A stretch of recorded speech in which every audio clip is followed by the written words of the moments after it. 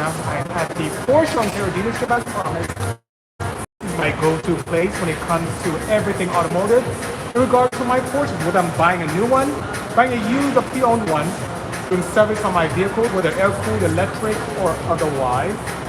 From alignments to full engine builds, you name it, they do it here at the dealership. Hello, Brett Guacamole. Good seeing you. Thank you so much for joining. And we're here with many different forums. I have you, my friends and family on IG. I have you on YouTube Live, on TikTok, my friends and family do as well, and through the podcast networks through Apple Podcasts, Spotify, Podcasters, Podbean, Google Podcasts, Anchor, you name it, we are here live and direct. Hello, FC1Me, good seeing you. Corvos. Yes, I'm in my happy place. Today, let's try electric mechanics. No, I don't think there's one here yet on the lot. I don't think they're available here yet at the dealership. But Corvos, a fellow engineer, who includes as well, and someone who actually loves everything automotive the way I do. So, appreciate your presence indeed. Thanks so much for joining. Great meeting you at the event on Saturday, says Bad Ombre 69. Sorry. Thank you so much for joining Bad Ombre. We were at the very nice and warm Super Street after dark. It was in the triple digits most of the day, high 90s even at night. It was bananas.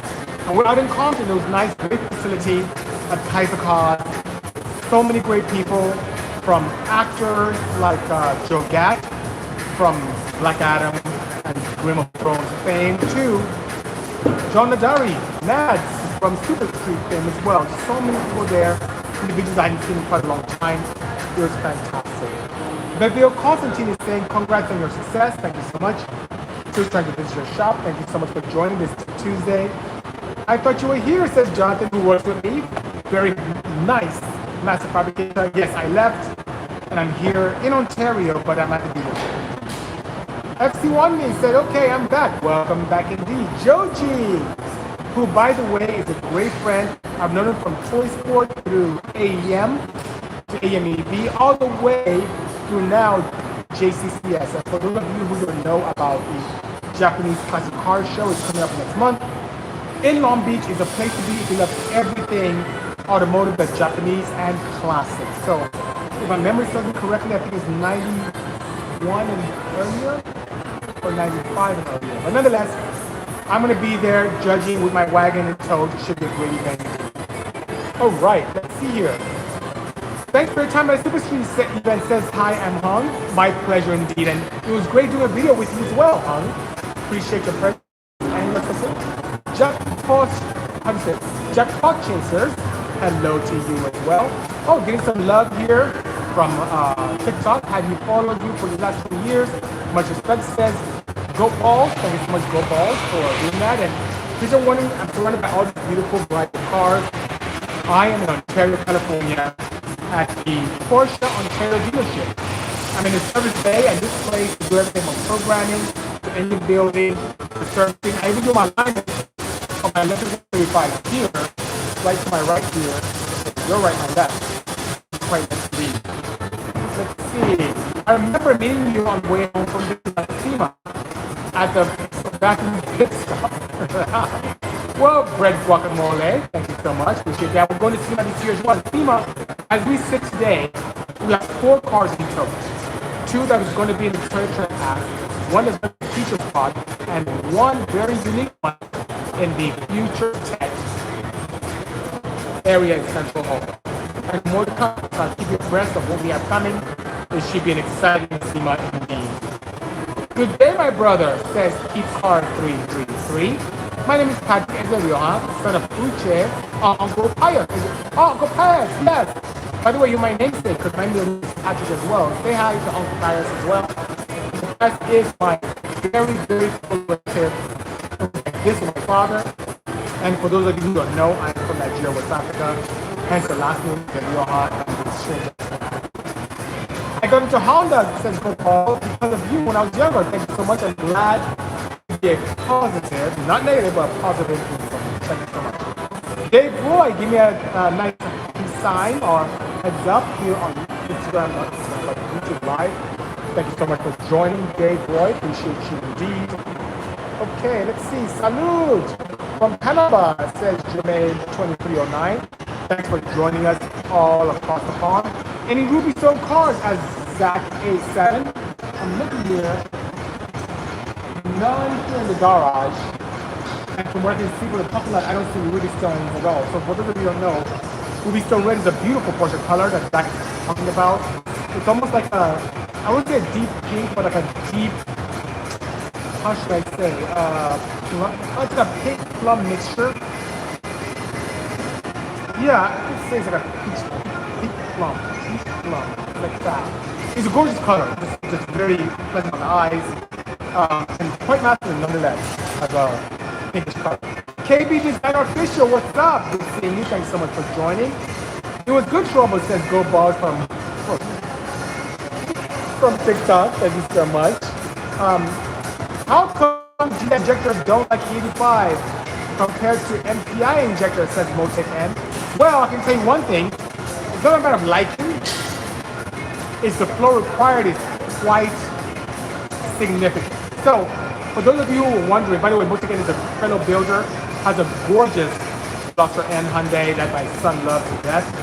And he's asking about injectors for GDI means gas direct injection or gasoline direct injection versus multi-point fuel injection. And multi-point fuel injectors are low pressure, low voltage injectors that you see in standard cars you've seen since the advent of modern fuel injection. Fast forward to today, and a lot of cars in here have that. It's known as direct injection, gasoline direct injection. Those injectors have operated in very high pressure and have to be able to overcome the resistance of the pressure in a combustion chamber. So what that means is injectors from GDI are having nozzle in either the combustion chamber directly or in the cylinder tube itself. And the beauty of that, you can get away with much cleaner mixtures as you combust. You can get away with a lot more power with higher numerical fuel ratios. So instead of running, let's say 12.5, 11.8, 11.6 to 1, being 11.6 parts of air to 1 part of fuel, making it quite rich, you can go as lean as 14 to 1 in a boosted application with gasoline direct injection. Now, the challenge is a lot of those systems from the manufacturer optimized for the power that comes out of the factory. That's why you cannot really push, let's say, the newer Civic Type R with factory injectors and even E70 past 500 horsepower because injectors tend to max out. So Motec N, the challenge is not the components in the injector itself, it's how the GDI injectors are designed.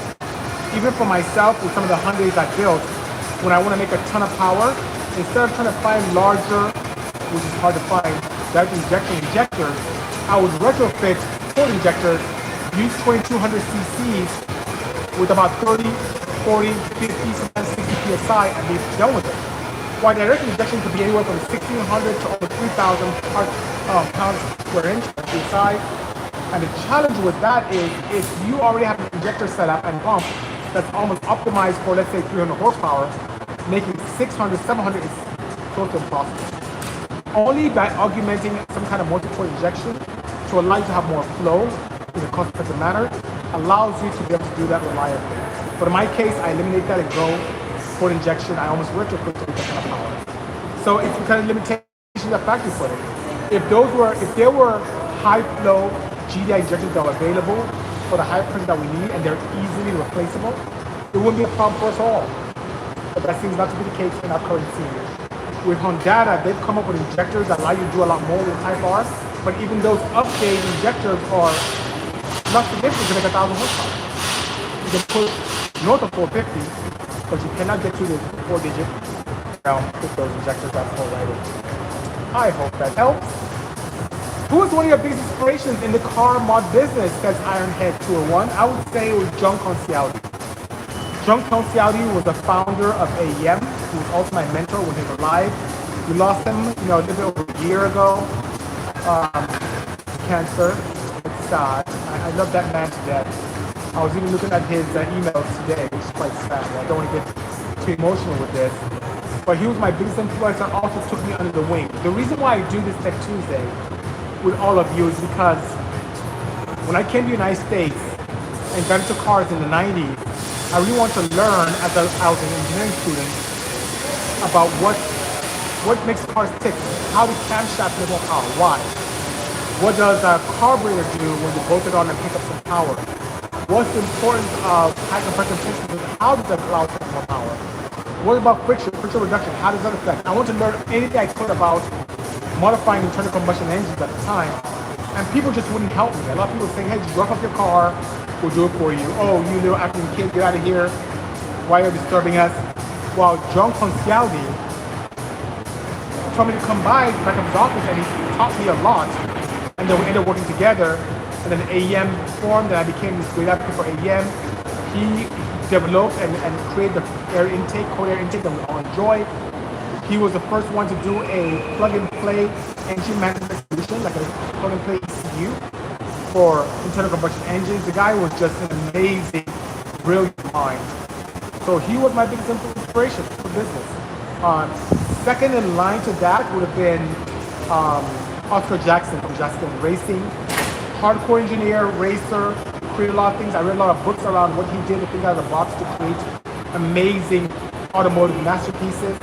And I also looked up to him, and still do. And he was the second biggest inspiration for me. And he's still with us, and I appreciate him. All right. Hellcat Carlo Porsche. I don't think we have any of those here. But thanks, Dub Stephine, Mr. Geek One, appreciate you.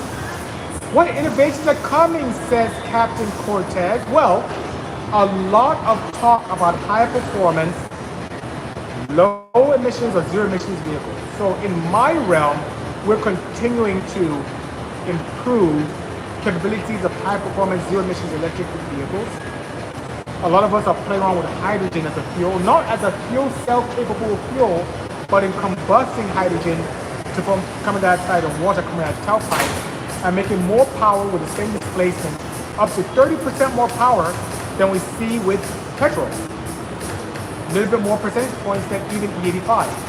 So those are some of the innovations coming out, allowing us to step away from those electric vehicles that are very,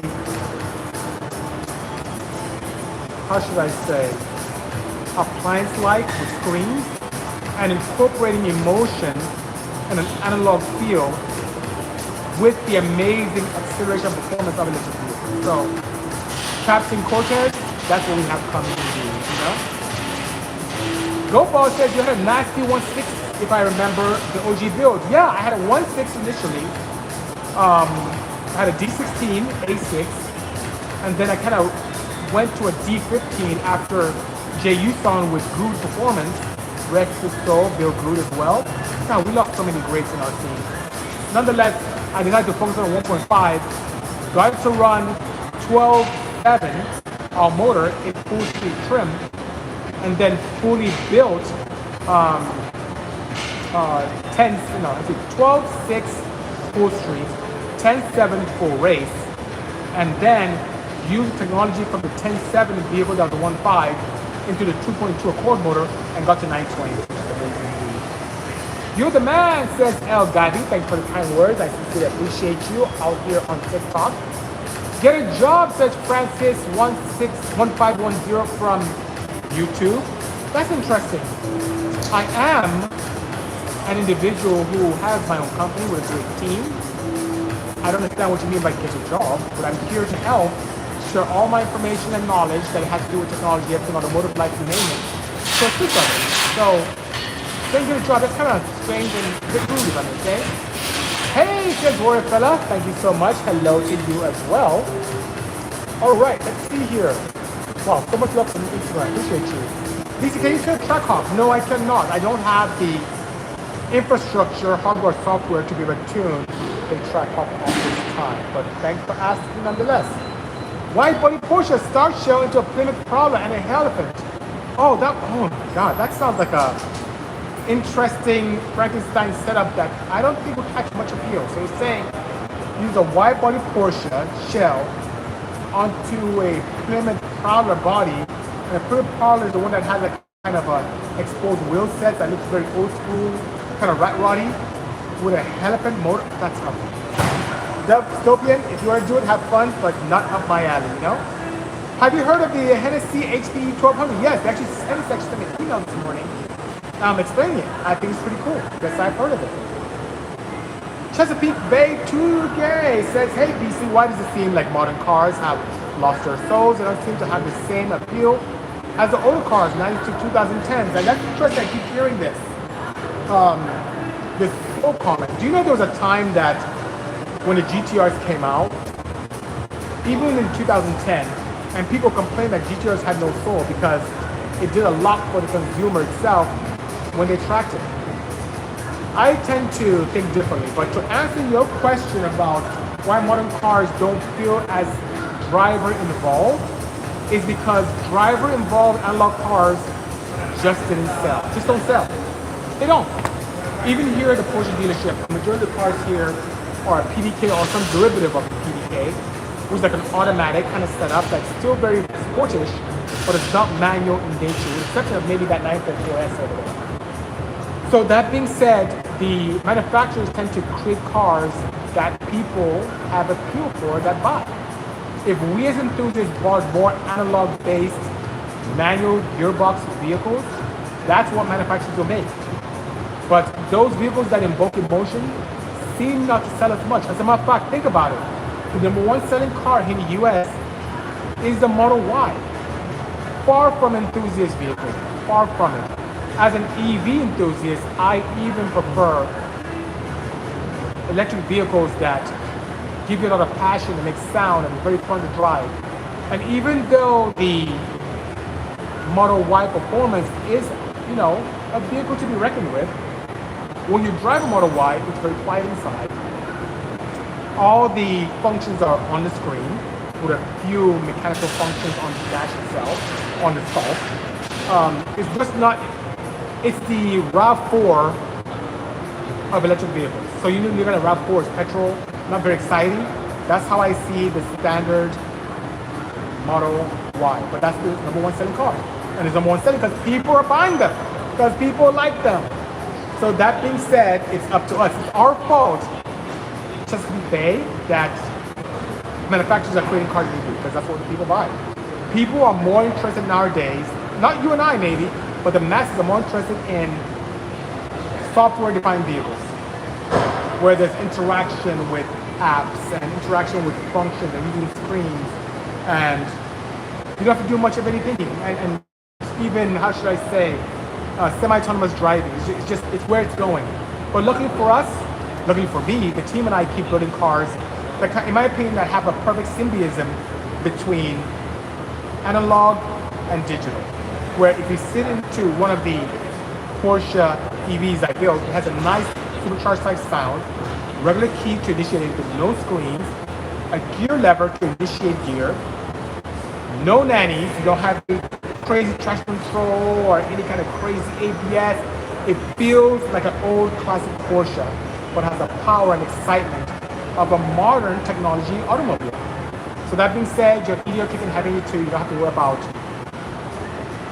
smog or getting pulled over for emissions or loud noises or anything of that nature, you know?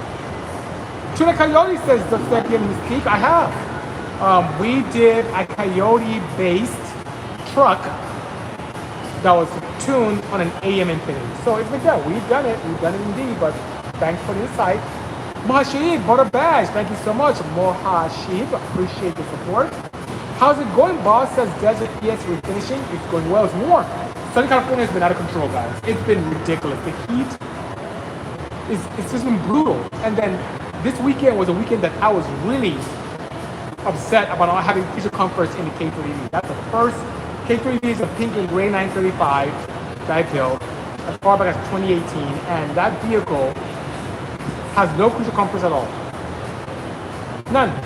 It's just brutally hot going to Compton about 5 p.m.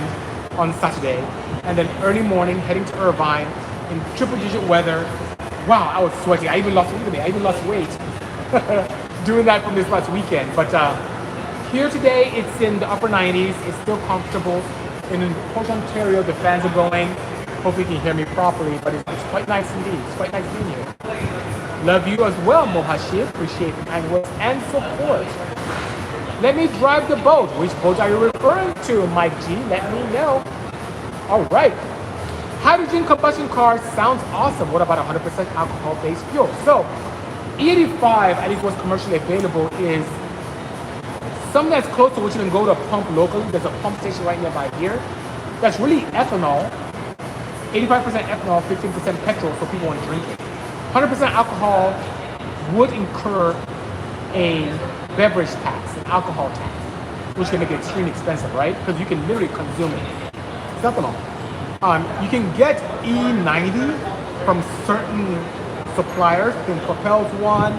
There's another ethanol-based company. I'm drawing a blank on it that can help you with that as well, where you do E90 and it's a higher ability to provide that. And what I like about ethanol as a fuel is that it's renewable, sustainable per se, because you can get it from biomass. Corn is not a very good yield product. Sugarcane is amazing. Pineapples, in biomass, you can create ethanol with it. So I like that. You're not using fossil fuels and digging stuff out of the ground and refining it and desulfurizing it using cobalt or that madness. And it also has a very high octane rating. So ethanol is a great fuel for internet companies, so you can boost, and it's pretty cost effective. The 15% gasoline, which is something I don't like with the that component, which is still a fossil fuel-based fuel, is there to prevent you and I from drinking, because people can drink 100% ethanol. But yeah, my Odyssey runs on ethanol. The M16 Porsche 935 I showed today as a precursor to the show runs on ethanol as well. I love alcohol as fuel. I love the elements, compounds of combustion from that. It smells great. It's renewable. As a internal combustion enthusiast, that is my fuel of choice. I'm not big on 91 octane or gasoline or any of the high octane fuels that contain tetraethyl lead or toluene or any of those anti-knock agents, you know? Proud to be this chat's moderator, says Warrior Fella. Thank you so much. I think he kicked out Phonics 1510. Appreciate you indeed. Thank you, thank you, thank you. Yeah, we don't like rudeness here. We don't tolerate that at all. Okay, oh my God, I missed something here. I'm so sorry.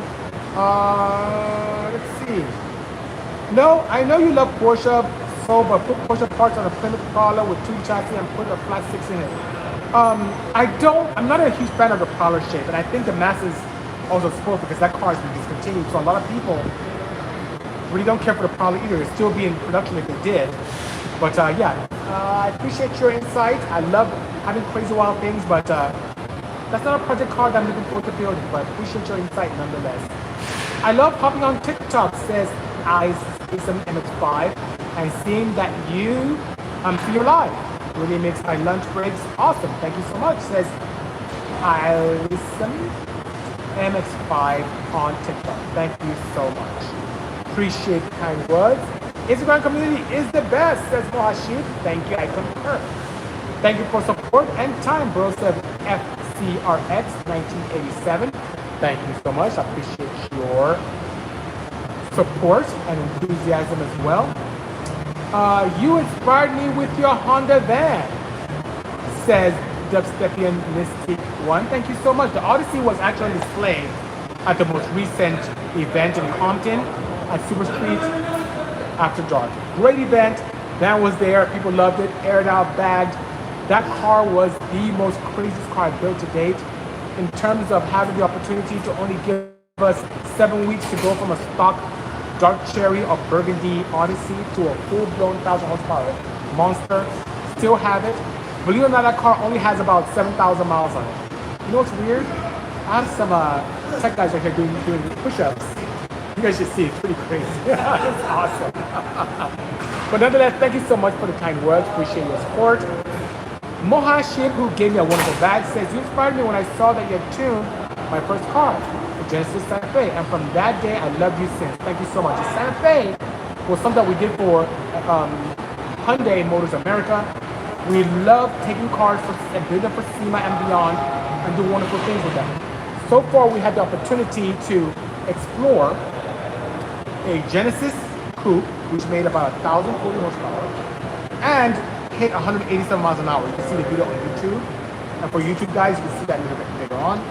We did a 600 horsepower Elantra GT using a factory motor and beefing that up. Hint, hint, that motor had a lot of Mitsubishi parts, so I think that they had a partnership with Mitsubishi for that inline 4 engine.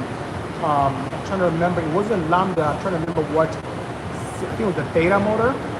Then we also built a crazy 4-door Sonata, 700 horsepower as well, to really challenge the Hellcat. Did that, with kind of road race trim. Then we did the Santa Fe, which is amazing as well. We also did a 700 plus horsepower Hyundai Tucson, which went to SEMA and then CES, and that exposed me to CES and got me on this crazy bandwagon of zero emissions performance cars.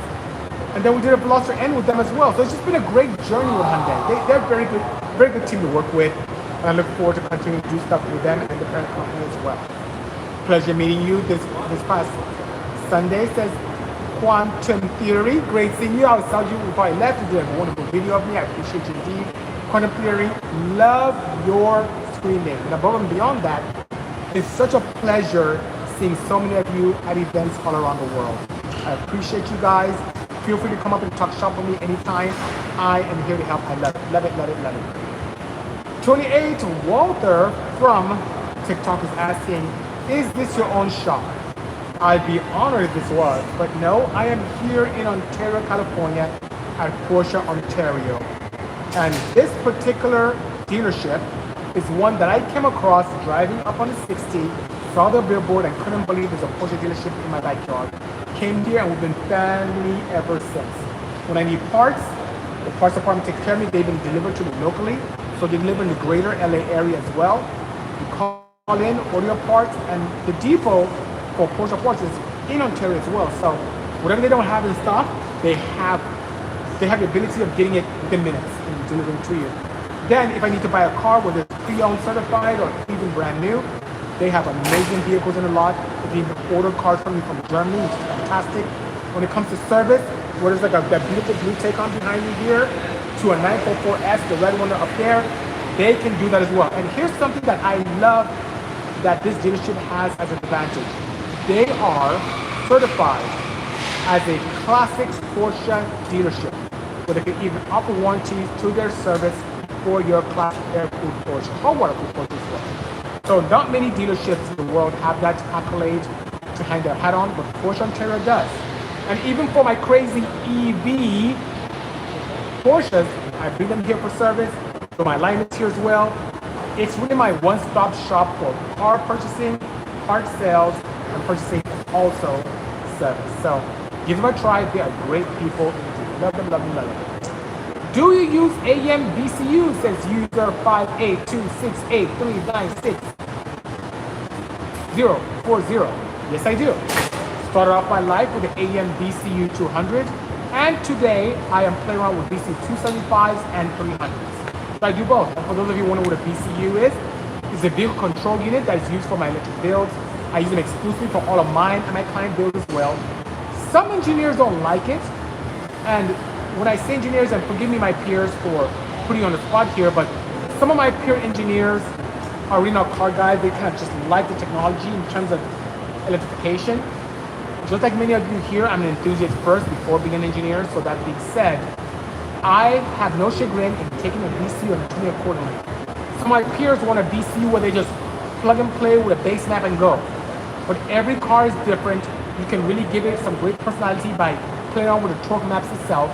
Since I'm used to tuning vehicles with like a Series 2 or Honda or Haltech or Motec, you name it, the BCU allows me access to be able to do whatever I want with different driving modes, with different torque curves, gives me control I need to have it handshake with my BMS, so that if I'm having a lot of fun, I'm drag racing, I'm pulsing it, it allows my battery time to cool down, and the BCU obeys my BMS commands and what the battery's doing. If I'm charging, the BCU allows me to do some great things as well in terms of charging and making sure that I don't overcharge myself or undercharge them.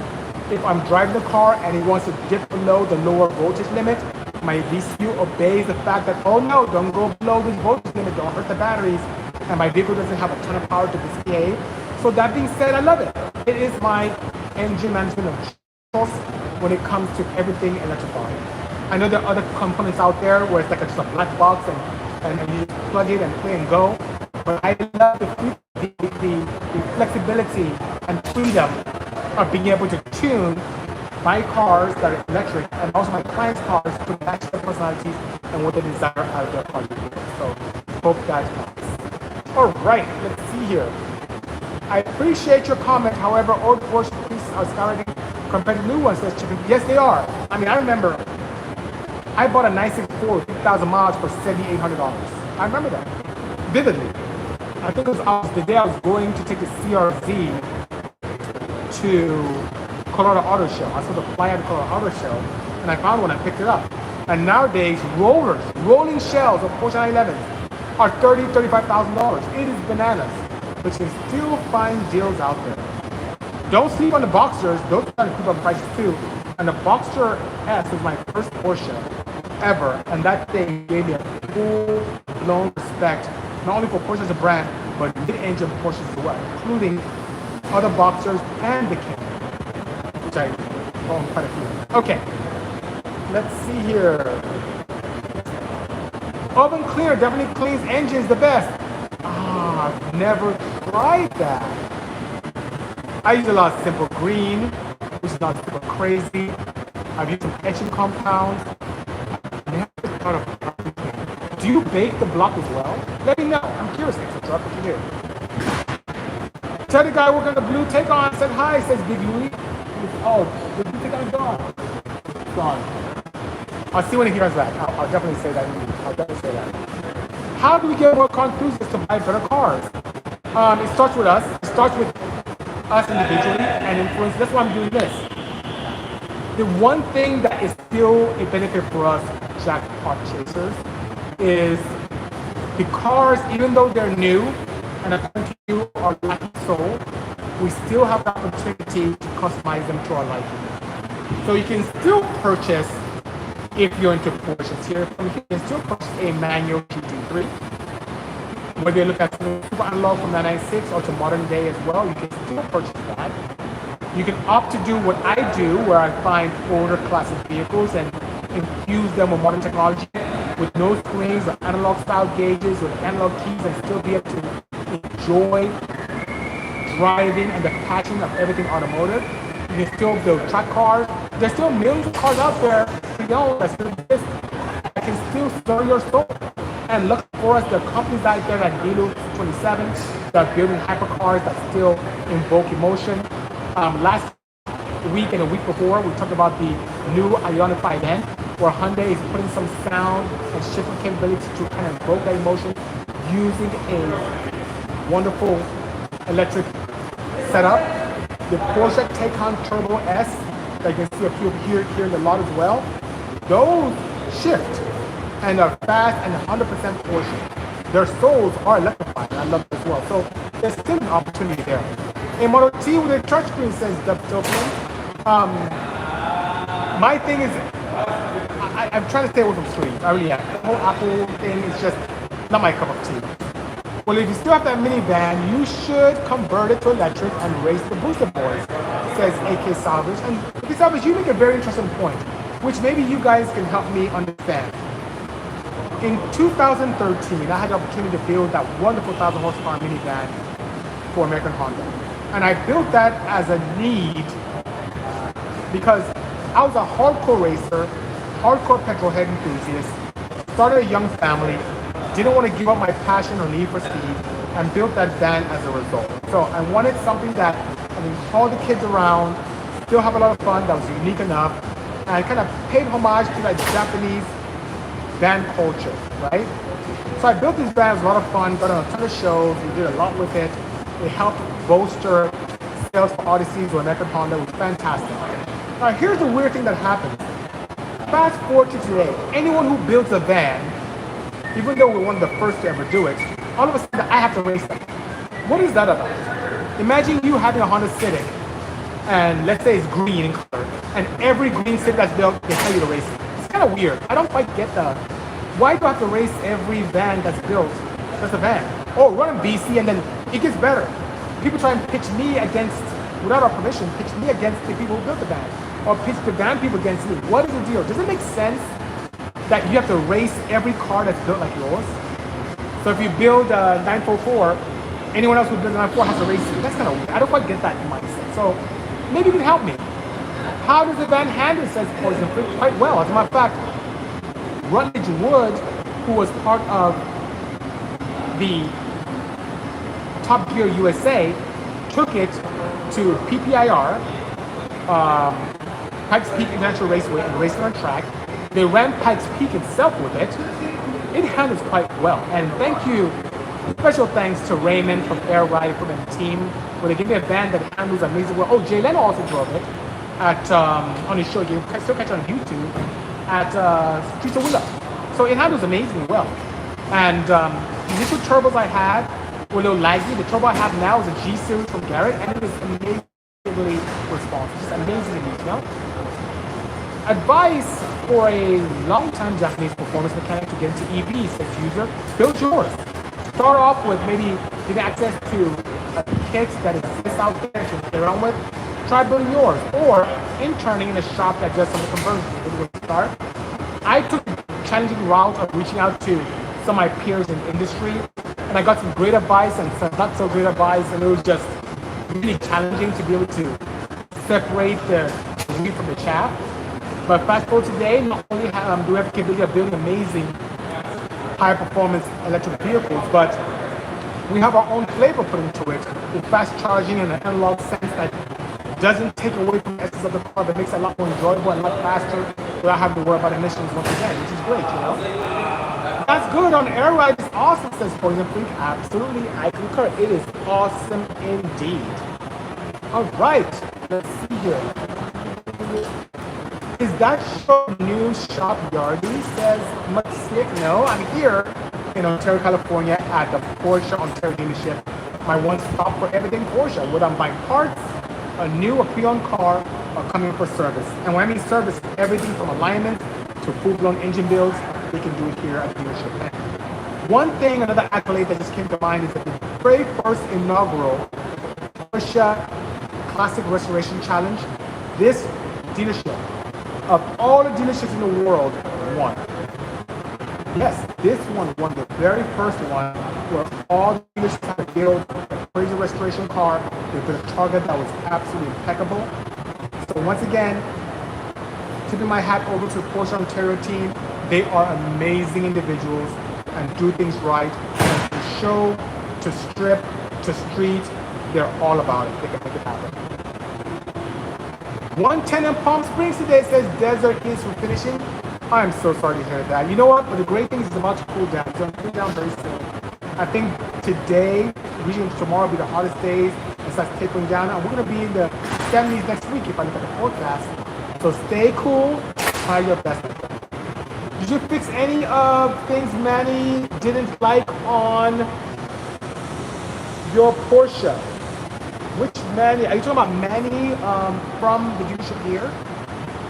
One thing about myself is that we take criticism very constructively.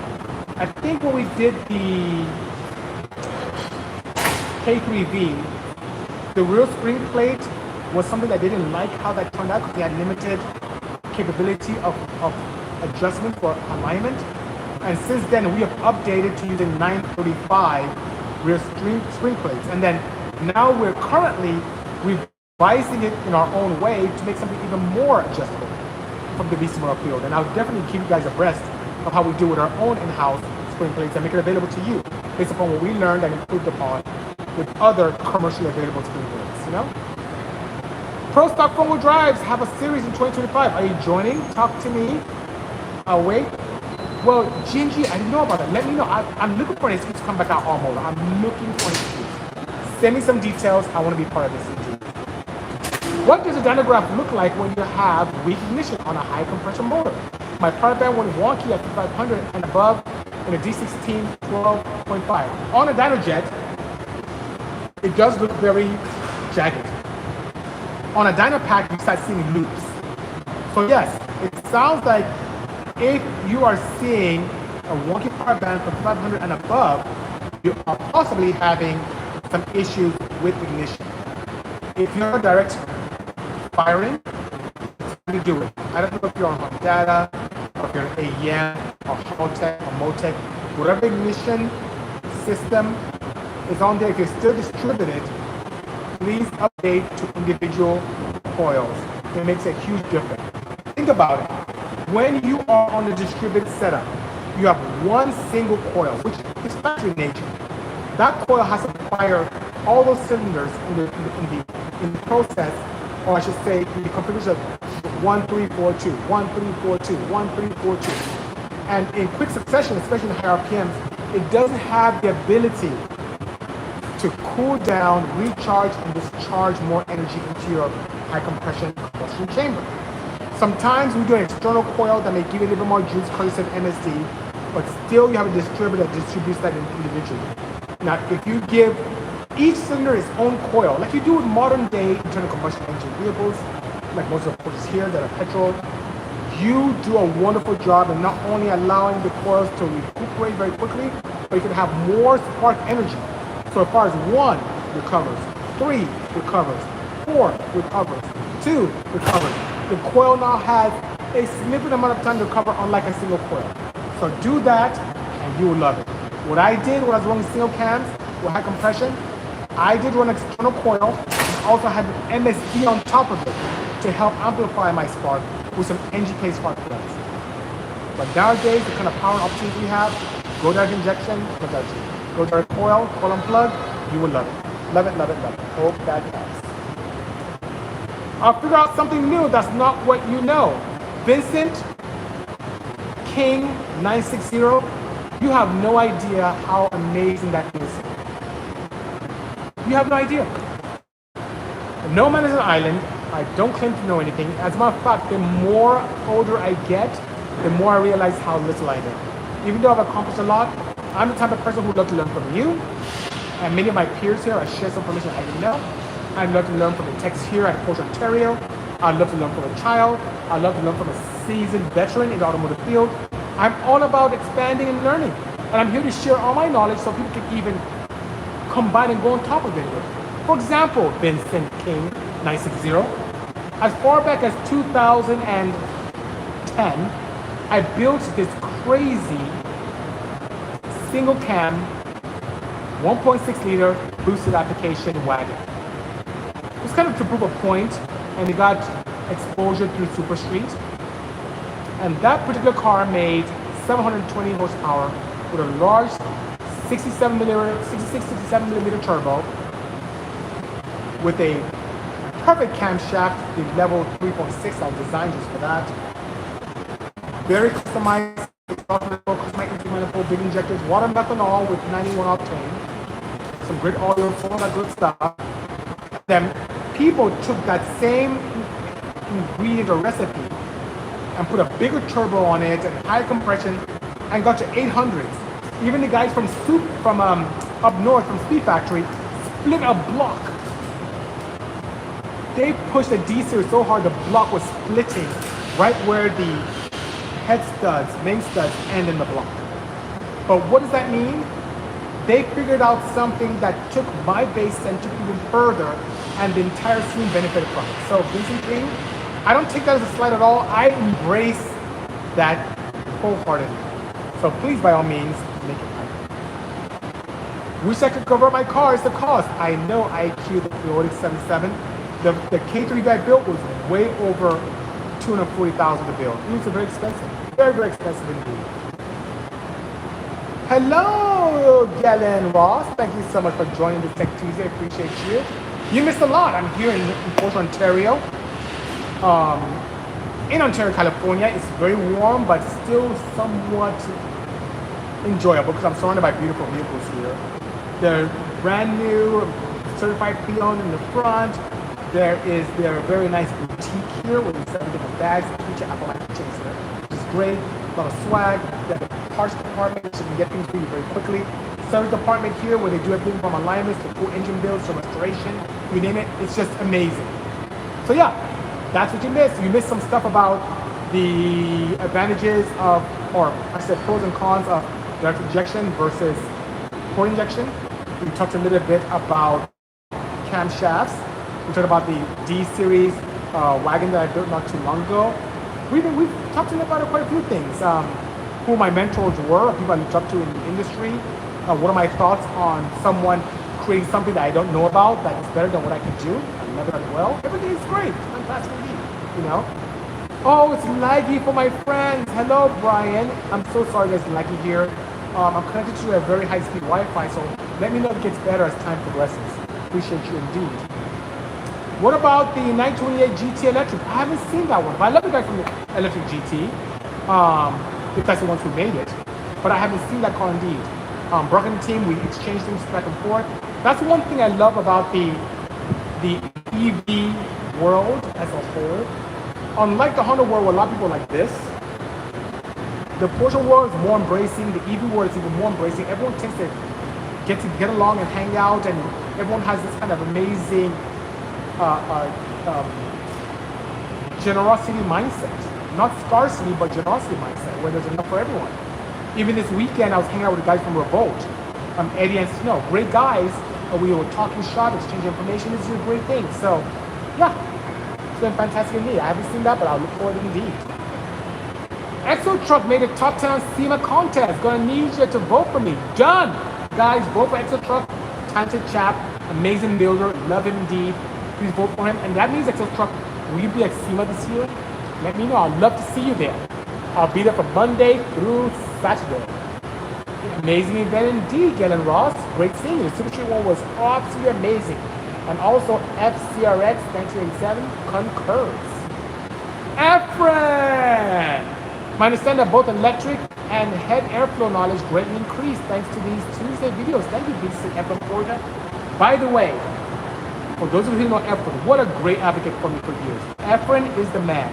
Guys, write down his IG handle. Efren Porsche, one word. If you need a chassis, he's your man. Whether it's running or roller, he's your man. You need no longer available parts that you can't get from the dealership here, he can find them for you. This guy is connected in the Porsche community and can find unobtainium parts. Just amazing. Efren, I appreciate you. I need some stuff from you. I need some stuff for the booster. I'll call you soon. Thank you so much for joining indeed. Dapper Dabber 710. Good seeing you. Things are well.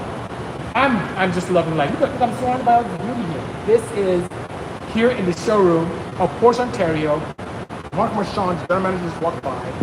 These people are fantastic. I love them indeed. And being surrounded by all these automotive masterpieces, and then just seeing a lot of new and pre-owned cars, just amazing. Amazing, amazing, amazing. And by the way, the PCA, Porsche Club of America, if you haven't joined them, join them. These guys are amazing. They have events.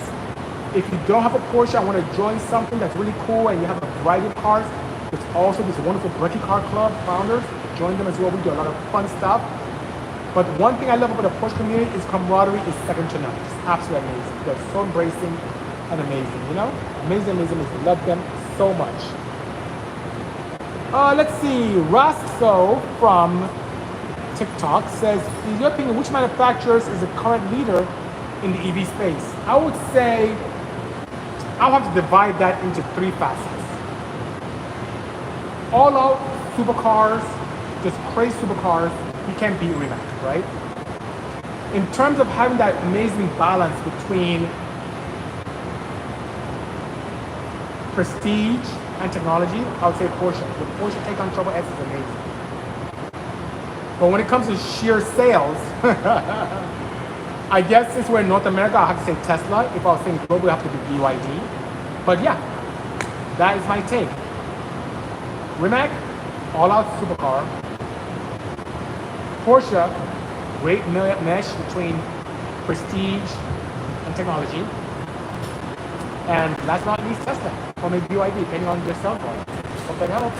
But you know, Hyundai is really coming up pretty close. Hyundai, Kia, they're doing some crazy stuff. Especially Kia on the design side. They have a SEMA booth. I'm looking forward to what they have going on though, which is pretty good. Jokai23, thank you so much for joining. Appreciate you indeed.